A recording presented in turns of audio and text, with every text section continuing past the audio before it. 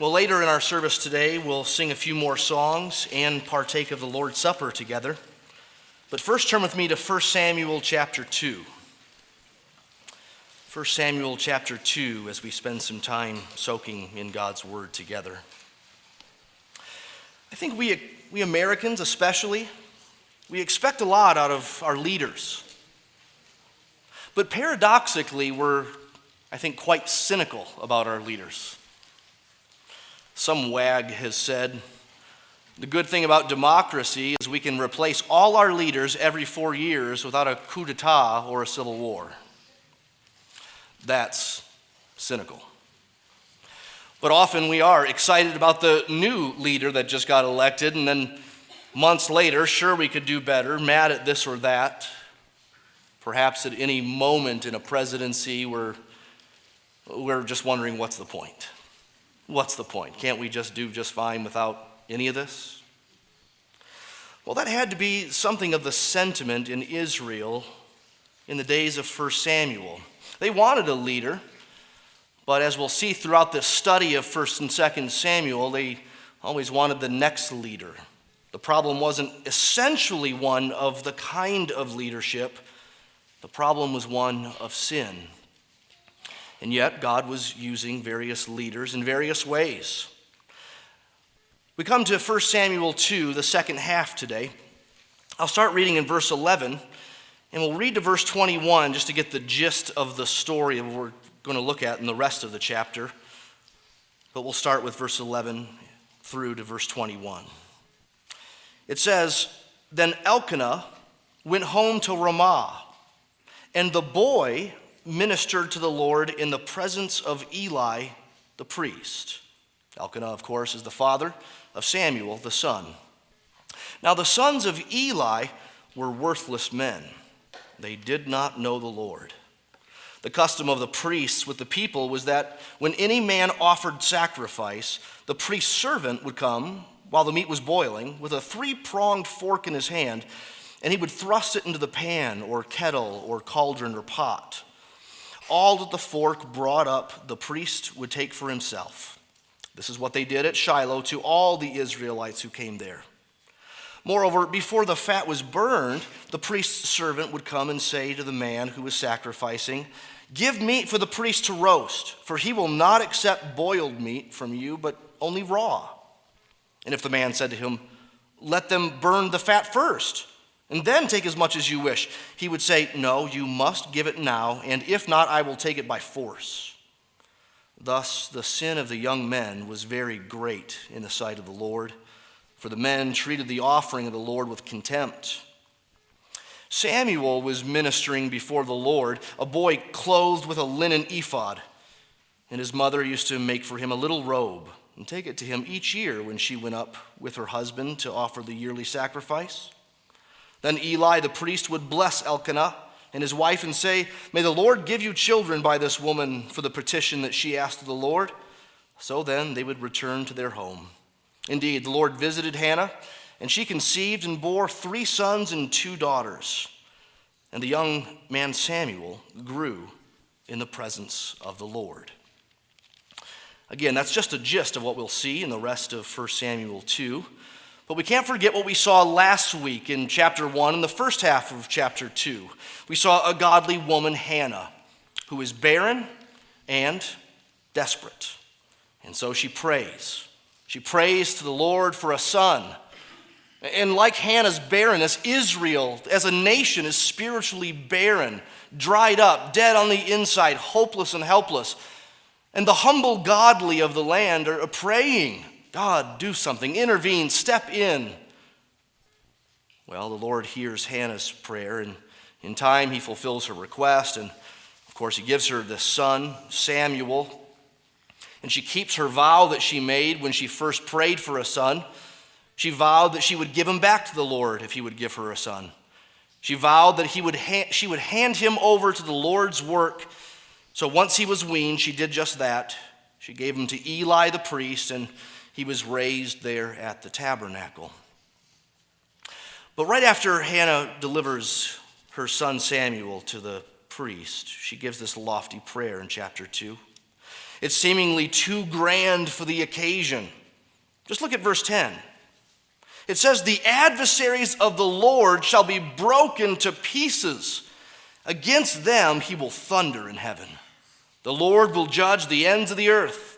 He will give strength to his king and exalt the power of his anointed." So here God, through Hannah, has revealed that he's going to work powerfully on behalf of the nations. This son born, Samuel, he's just a hint of what's to come. He's a seedling of what God's going to do. What God can do for Hannah, he can do for the whole nation, even for the whole world. That's really what she's talking about at the end of her prayer.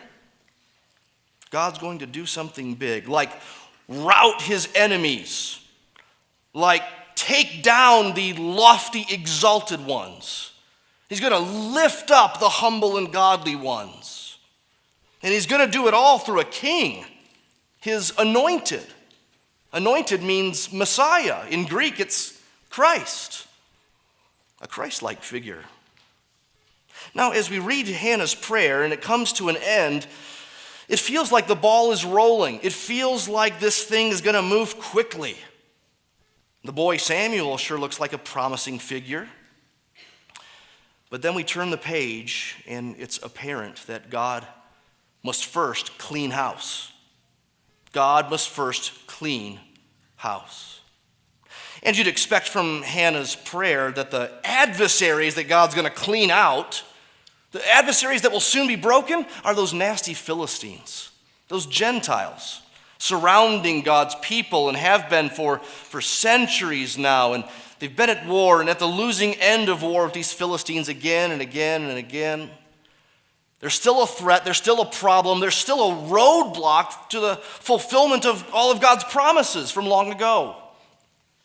Surely they're number one on God's most wanted list.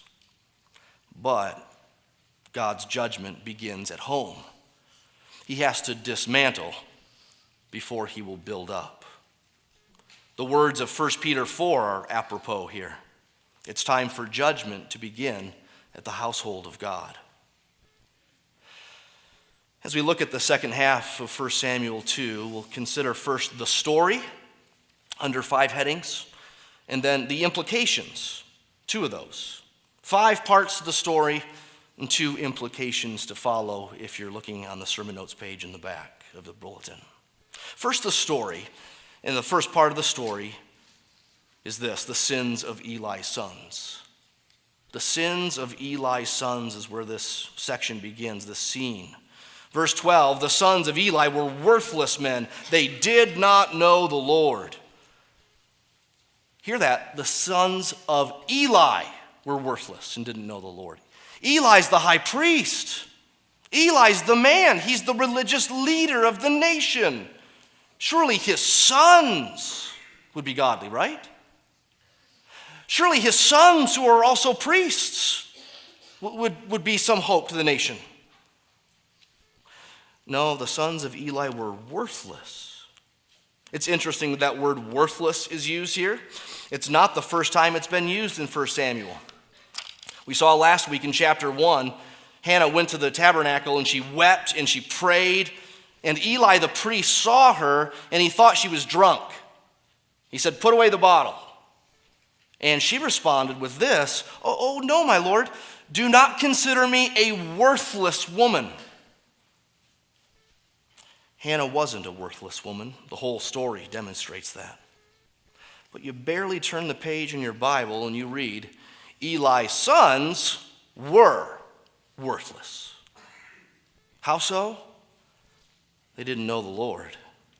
Oh, they knew him in theory. I mean, they're priests, they're religious.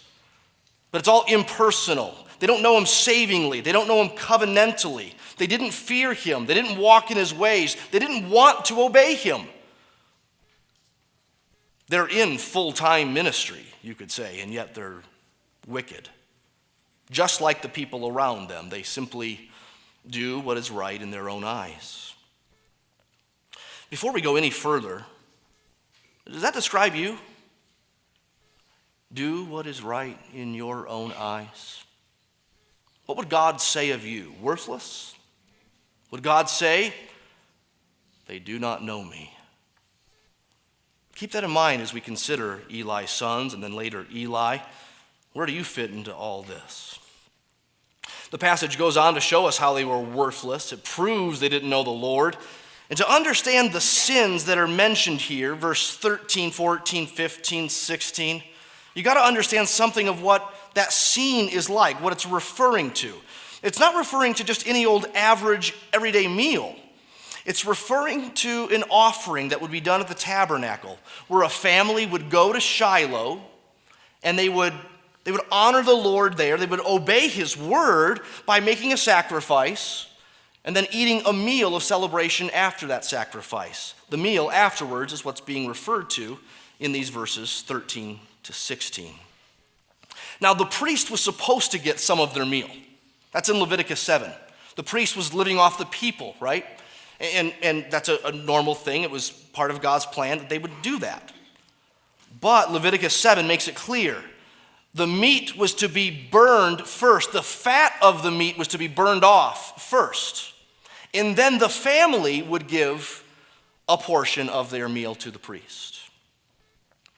But what these two jokers are doing is they would send their servant. Just note that. They're lazy. They would send their servant to go do their dirty work. They would send their servant to a family, and he would go into their cauldron, their pot, their bowl, whatever, with a fork, and he'd stab until he got something. Whatever he got, he claimed it for the priests and walked away. And sometimes these two priests would even send their servant to say, "Hand over your meat before you cook it. We want it raw." And if a godly Jewish man would say, "Wait, doesn't the law say burn the fat first?" They would say, "Shut up and give it, or we'll take it by force." It's amazing. It's a multi-layered picture of sin. It's loaded with symbolism, actually. They're stealing from the people when they're supposed to be serving the people. They're disobeying God. They're intervening with the people's worship. They have no regard for the sacrifices of God, even though they're in charge of them. And they have no concern for what these sacrifices symbolize. You see, the fat was to be the Lord's portion. Symbolically speaking, it was the Lord's. No one thought God ate it or something, or that he needed it like he's an idol. But it symbolized that the best portion and the first portion was the Lord's. So you burn the fat off, and then you go from there. Everyone else can divvy it up. But with these two priests, they take the best and the first portion. They take all they want. God's people can have whatever's left, and God can get the scraps. God can get the scraps. What does God think of it? Verse 17 tells us, "The sin of the young men was very great in the sight of the Lord, for the men treated the offering of the Lord with contempt." But it turns a brighter corner. Secondly, we see the blessing of Samuel. The blessing of Samuel in this story. Verses 18 to 21 introduce Samuel to us once again. And with every mention of Samuel in this chapter, he's described in his relationship with God. Let me show you what I mean. Like verse 11, it says the boy was ministering to the Lord. And then verse 18, he's ministering before the Lord. And then verse 21, Samuel is in the presence of the Lord. And verse 26, he grew in stature and in favor with the Lord. So when Samuel's referred to, it's not just who he is or where he is or what he does necessarily. It's not just referring to him in a certain office or position. It's always in relationship to the Lord. He's with the Lord. He's before the Lord. He's in God's presence. Christians, this is true of us today, by the way. Everything we do before the Lord, it's with the Lord. It's in God's presence. For better or worse, right? Whether we sin or obey. But this is true of Samuel in those days in a unique way. And all this is true about Samuel when he's a boy. Note that. He's a boy. In verse 19 and 20, you see there that every year his mom and dad would come back to Shiloh, and every year mom had made him a new priestly robe, an ephod. Each year, a little bit bigger. He's a boy. He's growing. Each year he needs a new robe. And each year mom shows up and gives it to him. You'd think it might be just some sort of cutesy little dress-up kind of thing. Like, he's going to be a priest someday, and so he likes to dress the part. When I was a boy, I was always getting a new costume, right? Cowboy or, policeman. You put on the uniform because you want to be that someday when you grow up, and parents like it. They think it's cute, and you outgrow one of them, and you got to get a new one. It's almost cute, except of all those descriptions about Samuel's relationship to the Lord and his work before the Lord. This isn't cute. He's wearing the part because he is the part. You see repeated contrast throughout this chapter. It keeps going back and forth between Eli and his sons, and that's sad and it's sinful. And then the hope-filled faithfulness of Samuel. So now we turn a page and we turn a corner and we see a darker scene now. Now we see Eli's weakness. Thirdly, Eli's weakness. Verses 22 to 25 describe this for us. Look there in your Bibles. It says, "Now Eli, the high priest, was very old, and he kept hearing all that his sons were doing to all Israel, and how they lay with the women who were serving at the entrance to the tent of meeting. And he said to them, 'Why do you do such things? For I hear of your evil dealings from all the people. No, my sons, it is not a good report that I hear the people of the Lord spreading abroad. If someone sins against a man, God will mediate for him. But if someone sins against the Lord, who can intercede for him?' But they would not listen. They would not listen to the voice of their father, for it was the will of the Lord to put them to death." Don't get distracted yet by that. It was the will of the Lord to put them to death. First, look at verse 22 and notice that Eli kept hearing all that his sons were doing to all Israel. This is famous. It's ongoing. Reports keep flooding in. Eli's way too patient here. He says to his sons, "I hear of your evil dealings from all these people." Not all at once. They kept coming in. It was a report that's been spread abroad by the people of the Lord. It's famous. Eli hears it. He hears of it again and again and again. Eventually, he does something. Eventually, he confronts. But he only asks, "Why do you do such things?" Verse 23. Why do you do such things? According to the text of 1 Samuel here, he doesn't even mention the specific sins. The narrator of 1 Samuel tells us what the specific sin was that made Eli go to his sons. But if we look at just what Eli said to his sons, there's no mention, just generalization, almost like he doesn't want to go there, doesn't want to talk about it. Why are you doing such things? You can get in big trouble with the Lord about this. But the narrator tells us what those sins were. In addition to those that we saw in verses 13 to 16, now in verse 22 it says the priests would lay with the women who were serving at the entrance to the tent of meeting. That's putting it discreetly, but you know exactly what that's saying. You know just how sick and salacious that is, that they've turned God's house into a brothel. And the tent of meeting, that phrase, tent of meeting, now that describes really the whole tabernacle. But tent of meeting started back in the Exodus book. The Exodus story. And there, God would meet with Moses one-on-one in a smaller tent, the tent of meeting. It was a holy place. The people couldn't draw near. They'd see God's light, his glory come down upon this temple and fill it. And amazingly, God would speak to Moses. The tent of meeting. Now that tent, the place of God's presence and the meeting with his people, is a tabernacle. It's a much bigger tent. But they've forgotten. They've forgotten what tent of meeting means.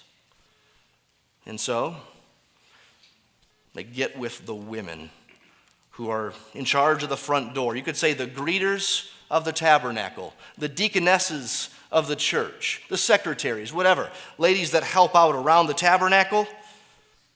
Yeah, these guys hook up at the front door. Hophni and Phinehas are their names, we'll find out. They're greedy, gluttonous, sexually immoral, and the worst part about all of those things is that they're intermingled with worship. That's why Eli says what he says in verse 25. If a man sins against a man, God has forgiveness. But when you sin against God, look out, there's no forgiveness. He doesn't mean that some sins are just to a man and not also to God. All sins are against God. But what he means here is there are normal sins and then there are sins of God's worship. And he takes those very seriously. He doesn't ask questions. He just steps in. Eli remembers. He remembers things of the Old Testament that came before, stories of God's judgment exercised immediately upon those who messed with his worship. Eli's rebuke could have been stronger, but it should have been enough for these two priests, his sons, to wake up. And yet they don't. It says in verse 25, they would not listen to the voice of their father. They could not listen to the voice of their father. Their hearts were now hardened. It's too late. The Lord had bigger plans, which now included putting them to death and starting over. They don't deserve any better. Keep in mind, none of us do. Nevertheless, what a contrast Eli's sons are with what we'll see of Samuel in the next chapter, next week. Samuel will hear the Lord speak with perceptivity and humility. But these, Hophni and Phinehas, they won't even hear the voice of their human father. They're deaf to him. And of course, this leads to, maybe even implies already, the inevitable, the fourth thing of the story, God's judgment. God's judgment. Look at verse 27. And there came a man of God, an unnamed man of God, to Eli, and he said to him, "Thus the Lord has said, did I indeed reveal myself to the house of your father when they were in Egypt, subject to the house of Pharaoh? Did I choose him out of all the tribes of Israel to be my priest, to go to my altar, to burn incense, to wear an ephod before me? I gave to the house of your father all my offerings by fire from the people of Israel. Why then do you scorn my sacrifices and my offerings that I commanded, and honor your sons above me by fattening yourselves on the choicest parts of every offering of my people Israel? Therefore the Lord, the God of Israel, declares, I promised that your house and the house of your father should go in and out before me forever, but now the Lord declares, far be it from me. For those who honor me I will honor, and those who despise me shall be lightly esteemed. Behold, the days are coming when I will cut off your strength and the strength of your father's house, so that there will not be an old man in your house. Then in distress you will look with envious eye on all the prosperity that shall be bestowed on Israel, and there shall not be an old man in your house forever. The only one of you whom I shall not cut off from my altar shall be spared to weep his eyes out, to grieve his heart, and all the descendants of your house will die by the sword of men. And this that shall come upon your two sons, Hophni and Phinehas, shall be a sign to you. Both of them shall die on the same day. Judgment. This unnamed prophet shows up, confronting Eli and warning of the judgment to come. God is cleaning house. God is cleaning house. Judgment is beginning at the household of God. 10 times in these last 10 verses, the word house is used. Didn't I reveal myself to the house of your father? Verse 27, referring to Aaron, the first high priest. I called your father's house to be my priest. Your house was to go in and out before me forever. Your family, your people, your kind, your line. But now the days are coming when I will cut off your house. Your house is under a curse. No one will live to old age now. They're all going to die by the sword in battle. All the descendants of your house will die, except one guy, and one guy will live just long enough to observe the sad demise of your house. And if God's going to destroy the house, that obviously includes these wicked sons. It'll be a sign to you. Both of them will die on the same day. This happens in chapter 4. We also read there a few verses later that Eli dies that very day as well. Now, Eli didn't do all the wickedness that his sons did, but he didn't stop them. He didn't rebuke them sharply enough or clearly enough. He didn't hate the sin. He honored the sons more than God. He also apparently ate of their stolen meats as well. Remember, they would steal meat from the people. They would eat the sacrifices of God in a way that God did not prescribe. It says in verse 29, you and your sons have fattened themselves. We find out in chapter 4 at the end, when Eli dies, it says he was heavy. He's a fatty. He got real big on all this bonus fat meat. That's not his. It's the Lord's. And so it's right for this man of God to say, you've scorned God's sacrifices. You've honored your sons above the Lord. I wonder how much there we can apply to ourselves. How many of us need to hear this and think about someone we need to rebuke? A wayward son or daughter that we're being too gentle with. Maybe in our age of loving children the way we do, we come closer to the idolatry of children than we do the despising and neglect of children like other cultures in previous millennia have done. Could it be said? You honor your sons above the Lord. You honor your daughter above the Lord. Let us hear these things and tremble. Some of us are busy in ministry. We're at church a lot. We do ministry things often. So much so that they're commonplace for us. It's part of every day for some of us.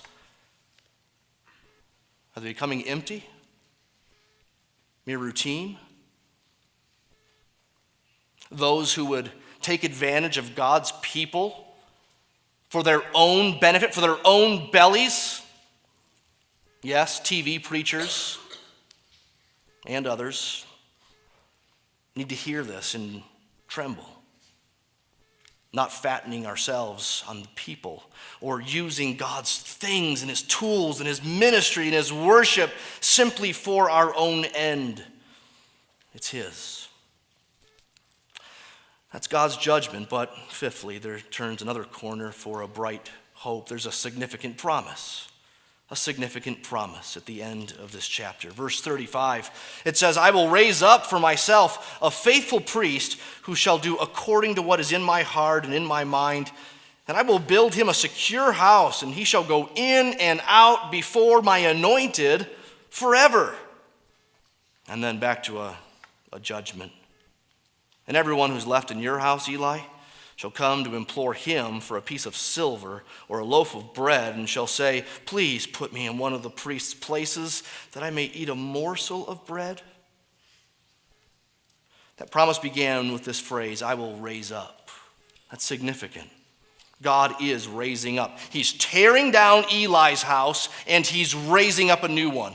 Eli's sons are going down, and Samuel is growing up physically and commensurately in the Lord, with the Lord. Tearing down, raising up. This is just what Hannah said would happen in her prayer. She said in verse 7 of chapter 2, the Lord makes poor and the Lord makes rich. He brings low and he exalts. He raises up the poor from the dust. He lifts the needy from the ash heap to make them sit with princes. And yet, verse 10, the adversaries of the Lord shall be broken to pieces, and against them he will thunder. This is a significant promise. God is doing it. He is raising up and he is tearing down just like he said he would. But who is the faithful priest of verse 35? What is that referring to? I will raise up for myself a faithful priest who shall do according to what is in my heart and in my mind. Samuel sure seems like a likely candidate. He's been in the background all along of this story, and he certainly seems hopeful, right? All good things about Samuel. Certainly it's Samuel. Yeah, but technically he's never a priest. He's not of that line of Aaron. He's a prophet, he's a judge, but on the other hand, he's extremely priest-like throughout this whole book. He functions like a priest throughout 1 Samuel. He's wearing the clothes of a priest, even from boyhood, an ephod. That's reserved for the great priest, the high priest. He's the guy making sacrifices in later chapters of 1 Samuel. He is faithful. He does what's in God's heart and mind, by and large. But he's not of that line of Aaron. So verse 35 is probably referring to someone much further later in the story. In the days of Solomon, David's son, once the temple is built, the permanent tabernacle, there's a priest of the line of Aaron who becomes the singular priest, the great priest again. It's Zadok. Sounds like a bad guy in Superman, doesn't it? Zadok. He's in 1 Kings 2. And most scholars think that Zadok is that promised priest of verse 35, which means that this is giving us a promise. This is way out in the future. That's 2 generations away. And yet there are layers to the fulfillment. You can't help but think of Samuel as part of the fulfillment of this verse, this promise. God is raising up Samuel. He is a faithful priest-like guy. He does what's in God's heart and in God's mind, and he helps with God's anointed, the coming king, which we'll see in later chapters. There are layers to the fulfillment. That means that God's promises are often near and far off, but they're sure. Whether they're near or whether they're far, they're always sure, and we can depend on that.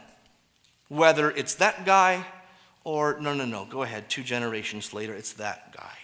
He'll do it. He'll do his plan. And he'll do it without the Elis.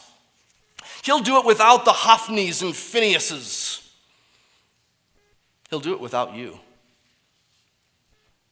He'll do it without me. He doesn't need us. His promises are bigger. It's a significant promise. Now we turn to some implications. 2 implications about this passage. How should we think about the story? How should we apply the story? Well, first, we have to talk about the need for leadership. The need for leadership. I'm sure many of us read through a passage like 1 Samuel 2 and we apply it like this. Eli's sons were very bad. Don't be like Eli's sons. Eli was weak and wimpy. Don't be like Eli. Samuel was good and before the Lord, and he did what he was supposed to do. Be like Samuel. And that's not all bad. But I don't think that should be our first point of application with a story like this. We shouldn't just think imitation. We should think being in subjection. What I mean is, we should first ask, what's it like being under this or that guy at this or that time in God's plan? It's a question of leadership. We shouldn't first identify with the priest or his sons. No surprise that we Americans do that, right? We go right to the top of the story. We put ourselves in his shoes. What would I do if I were there? Instead, think you're walking the streets of these days and these times, and you have a copy in your hand of the Israel Times, and you're reading the headlines, and these headlines affect you. You're hearing about this priest. You're hearing about his sin. You're hearing about fat Eli. You're hearing about their death. Remember how Judges ended? In those days, there was no king in Israel, and everyone did what was right in his own eyes. No king, no leader, no godly rule. Remember how Hannah's prayer ended? The Lord will give strength to his king. He will exalt his anointed. How does the book end? 2 Samuel. Remember, there are two books, but really it's one, 1 and 2 Samuel. In the end, 2 Samuel 22, David prays, and it's all about the king, kingship, the reign, God working through him. What that means then is we should think, what a horrible thing in these days for God's people to be under such horrible men, such greedy, gluttonous, immoral leaders like Eli's sons in weak Eli. And judgment's coming. Then what? The only bright spot is Samuel. But he's just a boy. He's just a boy. I mean, no one knows he's there. It'll be some time before he's actually leading. What can he do? He's just a boy, but you know what? These boyhood references in the passage we read today, they point us to a greater hope than Samuel, great as he became. In 1 Samuel 2, verse 26, it says, the boy Samuel continued to grow both in stature and in favor with the Lord and also with men. Does that sound familiar to you?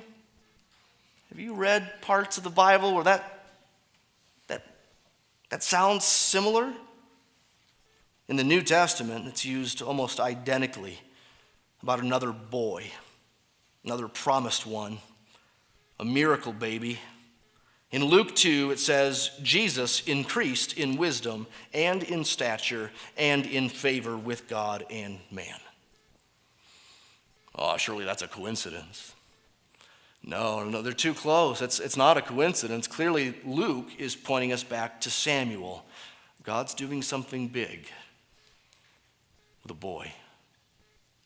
Now, we'll see what happens with Samuel in Israel in upcoming weeks, but for now, we can't help but fast forward and get our attention over here in Luke 2 with Jesus, this one who increased in wisdom and stature and in favor with God and man. He's got to be somewhere down the line of the promises to come and the fulfillment therein. So just as Samuel was before the Lord and was in the presence of the Lord, and just as he was in favor with the Lord, just as Zadok, 2 generations later, was a faithful priest, doing what was in God's mind and heart, so Jesus. Just listen to Hebrews talk about this.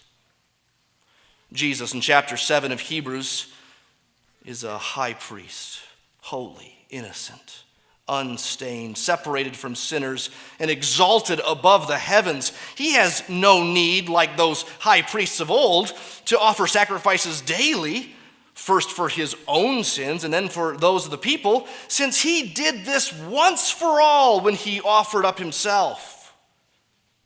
And then chapter 8, he's one who is seated at the right hand of the throne of the majesty in heaven, a minister in the holy places, in the true tent that the Lord set up, not man. Hebrews 9, Christ appeared as a high priest of the good things that have come, then through the greater and more perfect tent, not made with hands, not of this creation. He entered once for all into the holy places in heaven, not by means of blood of goats and calves, but by means of his own blood, thus securing an eternal redemption. Chapter 10, therefore, brothers, since we have confidence to enter the holy places by the blood of Jesus, by the new and living way that he opened for us through the curtain, that is his flesh, and since we have a great high priest over the house of God, let us draw near with a true heart in full assurance of faith, with our hearts sprinkled clean from an evil conscience and our bodies washed with pure water. Let us hold fast the confession of our hope without wavering, for he who promised is faithful. And let us consider how to stir up one another to love and good works, not neglecting to meet together, as is the habit of some, but encouraging one another, and all the more as you see the day drawing near. What relevance do the Old Testament stories have for us today? Well, we just did a little walk right here to this meeting, didn't we? Right, we went from a priest is coming. You need a priest. We need a leader. We need godly leadership. Is it Samuel? David? Zadok? It's Jesus. It's Jesus. And in him we have redemption. He's the high priest. In him we have salvation, and he puts us together in this thing called the church. And we're to stir up each other with love and good works, and we're to meet together like this to talk about his love and his grace and his promises and his word, just like this. We need a leader. We at times like to think we'd be just fine without him.